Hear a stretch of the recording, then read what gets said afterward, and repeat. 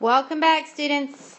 We're here today to talk about the different types of clouds. Now, here I have listed the three main types of clouds: cirrus, stratus, cumulus. This should be a bit of a review to you. You should have had this in your previous years of school.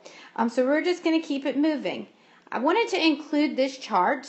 This is a graphic clip art to kind of show you the breakdown of the three types of clouds. You can pause here if you would like to take a moment to read this.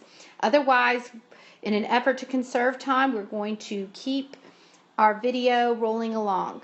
Now, the very first picture you see, this should look very familiar. These are cirrus clouds, which are very, very high altitude clouds, meaning that they are in the upper levels of the troposphere. And because they are in the upper levels of the troposphere, it's very cold up there. These guys are made of ice, which gives these cirrus clouds that wispy mare's tail look. Sometimes you'll hear these little wisps refers to as mare's tails. These guys, while they are made of ice, you only see them if you have what we call fair weather. And fair just means that the weather is very nice. There are clear skies. So you really will not see any precipitation from these types of clouds because they are so high up in the troposphere, and because they are typically accompany our very, very nice fair weather.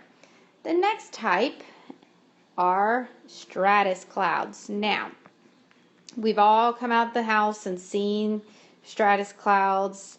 May make you want to go back inside. These are very low altitude clouds.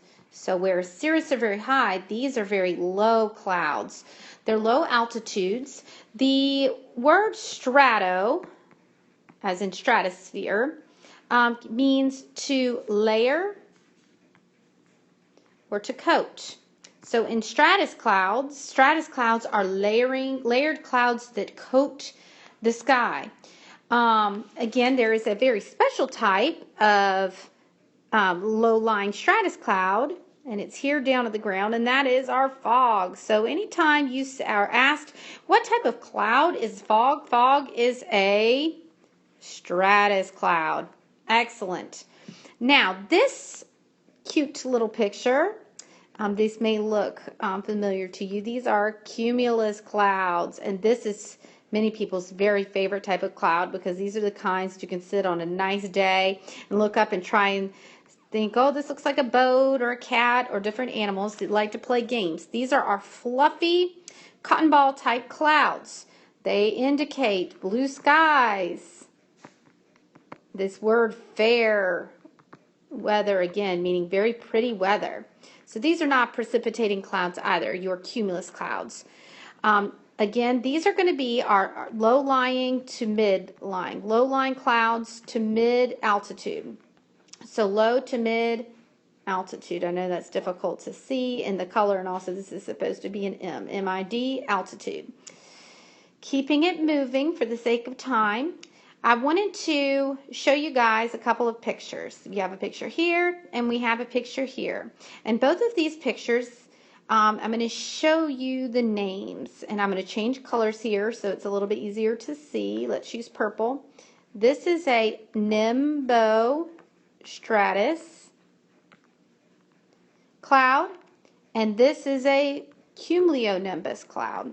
And I wanted to point both of these clouds out at the same time because of this root, N-I-M-B, N-I-M-B, N-I-M-B-O. Anytime you see this root, this is when a cloud produces precipitation. So a cloud that is a stratus cloud that produces precipitation, this is a nimbostratus cloud. Again, it has the word nimbo in it, which means that it is able to produce precipitation. These clouds typically occur a thing like this on a weather map, a little symbol like this, which is a warm front. So nimbostratus, they typically produce showers, light showers, and just that kind of yucky rain that kind of sits around on us for days. Now, the cumulonimbus cloud's a different story. This is your really cool thunderhead clouds. So you see these a lot in the spring, these in summer. These are thunderheads. Often people say they have an anvil shape. And I know that's a little bit difficult to see with the color. But an anvil, if you guys ever watched the Wile E. Coyote and Roadrunner cartoons, the anvil is that blacksmith tool that's always getting dropped on the Roadrunner's head.